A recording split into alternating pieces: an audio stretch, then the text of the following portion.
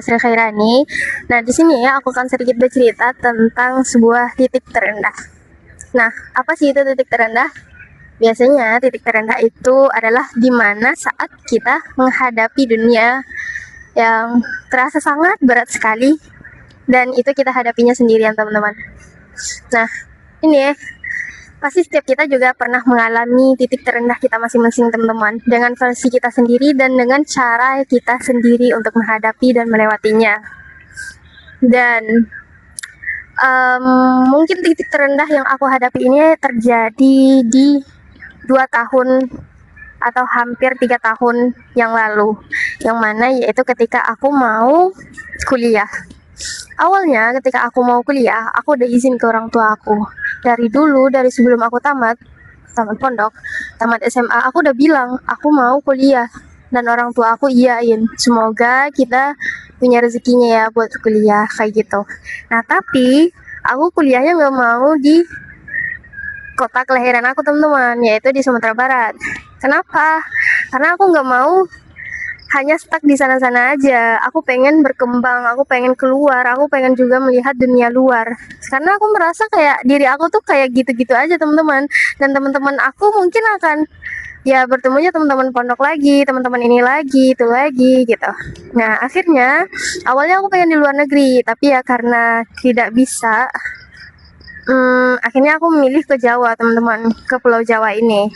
Tapi masalah terbesarnya adalah dari keluarga aku sendiri. Orang tua aku mungkin mendukung, tapi kayak mendukungnya setengah-setengah karena aku kuliahnya ke Jawa dan itu jauh dari mereka di Jakarta, sedangkan orang tua aku di Pandeglang. Nah, tapi dari keluarga ayah aku itu kayak sangat melarang sekali, teman-teman. Pertama, mereka sangat mempermasalahkan karena finansial. Sampai-sampai ada kata yang keluar kayak gini, teman-teman. Udah tahu ayahnya kayak gitu, udah tahu orang tua susah, tapi tetap aja minta kuliah gitu. Nggak tahu diri, istilahnya nggak tahu diri gitu, teman-teman. Nah, dari sini aku kayak bayangkan, teman-teman, hari Hamim 1 hari aku mau berangkat. Dari sore aku mau berangkat. Nah, di sore sekarang sore, nah besoknya aku mau berangkat, besok pagi aku mau berangkat. Nah, di sorenya aku minta izin ke nenek aku, ke keluarga nenek aku, bagian keluarga nenek aku. Nah, aku minta izin kalau aku bilang aku akan kuliah, aku mau kuliah ke Jawa dan aku udah daftar, aku udah lulus, kataku, di jurusan ini, dan aku akan berangkat besok. Dan aku bilang kayak gitu, teman-teman. Akhirnya apa, teman-teman? Yang aku kira aku akan mendapatkan dukungan, ternyata keluarga aku ini tuh langsung, saudara aku ini tuh langsung bilang kayak gini, kuliah emang biaya dari mana? Nah, bilang kayak gitu lah, teman-teman. Udah tahu orang tua susah, udah tahu ini susah, masa mau kuliah ke Jakarta lagi? Tahu kan biaya hidup di kota itu berapa gitu. Nah, dibilang kayak gitu, teman-teman. Awalnya aku kayak, iya bu, insya Allah diusahain, ini soalnya dapat beasiswa juga, jadi tinggal biaya hidup sehari-hari aja. Tapi walaupun aku udah alasan ini kayak gitu, keluarga aku nih tetap kayak marah-marahin aku, teman-teman. Marah-marahi dari jam 4 sore sampai maghrib. Itu aku dimarah-marahin, teman-teman, di depan temen aku sendiri. Soalnya pas aku pulang, aku mau berangkat packing itu, temen aku nginep di rumah aku buat bantuin aku besoknya gitu. Nah, bayangin marahin-marahin di depan teman sendiri, dan itu keluarga aku nggak mandang siapa nih, ada teman aku, dia nggak mandang apa-apa, dia langsung marah-marahin aku, teman-teman.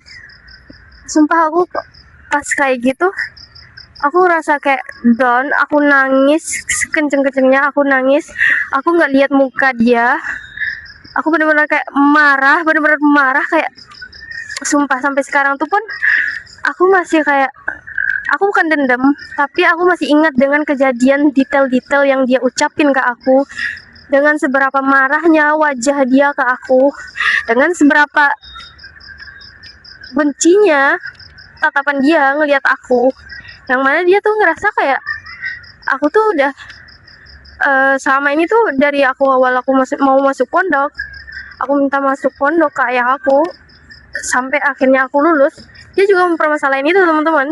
Dia bilang, dulu udah minta masuk pondok, sekarang juga minta kuliah, emang di pondok dapat apa hasilnya gitu. Nah, bilang kayak gitu teman-teman. Sampai akhirnya aku ya udah, aku dengerin aja. Aku nangis kenceng, tapi aku sudah berusaha buat nahan-nahan di depan dia. Dan teman aku, karena duduk kita misah ya sama teman aku, jadi teman aku cuma diem aja. Nah, pas setelah 2 jam lamanya aku dimarah-marahin, aku baliklah ke rumah nenek aku, dan nenek aku nanya apa dia bilang gitu. Dimarah-marahin ya sama dia. Nenek aku bilang kayak gitu. Iya, kataku. Terus pas aku bilang kayak gitu, aku nangis akan ke nenek aku, dan akhirnya nenek aku coba berusaha buat tenangin aku. Udah, nggak apa-apa, lu bisa dengerin dia gitu, nanti buktiin kalau kamu lebih bisa, kamu bakalan sukses, nanti balik kalau sukses, kata gitu. Nah, akhirnya ketika itulah teman-teman, dari sana aku mulai buat bertekad kalau aku nggak bakalan pulang sebelum aku sukses, aku nggak bakalan pulang sebelum aku bisa lulus dari kuliah aku sendiri. Nah, setelah aku mencoba, awalnya itu benar-benar berat banget, tapi karena ini udah jadi keyakinan aku, tiket udah dipesan, kuliah udah kedaftar, semua orang udah tahu aku mau kuliah, jadi ya aku nggak mungkin kalah dengan satu omongan keluarga aku nggak mungkin kalah hanya dengan satu omongan orang yang buat matahin aku, ngejelek-jelekin aku, orang tua aku, semuanya teman-teman. Akhirnya dari sanalah aku mencoba untuk bangkit kembali. Aku coba yakinin ke diri aku lupain.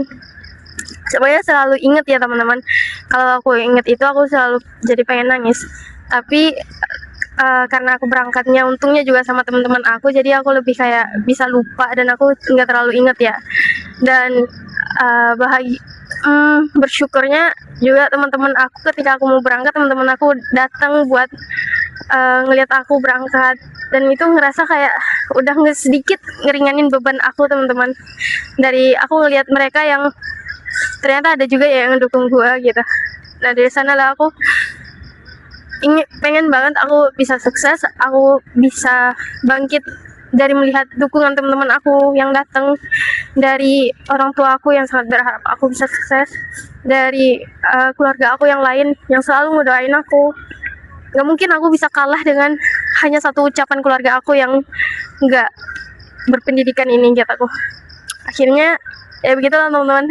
Akhirnya sekarang aku udah gak dendam, tapi aku ingat teman-teman, itu adalah yang setiap aku ingat itu aku selalu pengen nangis. Tapi karena dia juga keluarga aku, orang tua aku selalu bilang ke aku, nggak perlu kita marah, kita buktiin aja, kata orang tua aku. Sampai akhirnya kemarin pas aku pulang wisuda, itu aku pulangnya sama orang tua aku, ayah dan ibu aku.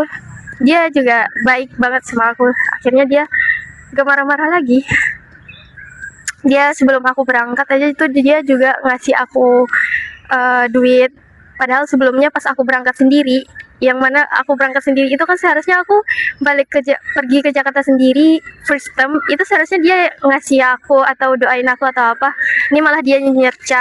Tapi pas aku balik sama orang tua aku nggak tahu ini karena ada orang tua aku apa gimana, tapi pas itu dia baik banget. Dan aku juga yakinin sih, kita keluarga, pasti aku juga cucunya dia, pasti dia bukan maksudnya buat ngejatuhin aku, buat ngehinain aku, tapi mungkin lebih ngasih peringatan aja teman-teman. Jadi aku tetap bersyukur walaupun dia kayak gitu, dan semoga aja aku bisa sukses.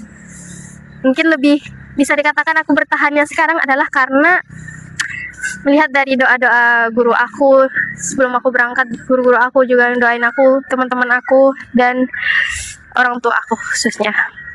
Mungkin bisa dikatakan cara aku melewatinya yaitu aku mulai dari diri aku sendiri teman-teman. Aku berusaha buat menanamkan sikap bodo amat dan coba mengeluarkan dari diri aku sendiri, yaitu dengan cara menangis. Aku terus nangis untuk mengeluarkan semua sesek yang ada di dadaku. Nah, ketika semuanya udah keluar, itu satu malam aku benar-benar nangis teman-teman. Mungkin sampai jam 9 atau jam 8 itu aku masih nangis. Aku ngadu ke orang tua aku ngadu ke nenek aku. Itu aku semuanya nangis Dan setelah nangis aku lega, itu aku kembali melihat orang-orang yang mendukung aku. Yang ngejatuhin aku cuma satu orang, bukan semua orang di dunia. Dan dari melihat dorongan dari luar itulah teman-teman, melihat dari keluarga aku yang orang tua aku yang terus semangatin aku, nenek aku dan teman-teman aku. Ternyata teman aku juga yang ikut aku pulang, terus sama di besok paginya aku juga jadi semakin lupa, nggak ingat lagi di besok paginya itu karena teman-teman aku juga datang di hari aku berangkat itu teman-teman. Jadi teman-teman aku nganterin aku sampai aku naik mobil. Nah dari sanalah dorongan dari luar itu yang membuat diri aku semakin kuat dan bisa melewati itu semua. Dan akhirnya aku juga alhamdulillah masih bertahan sampai sekarang ini.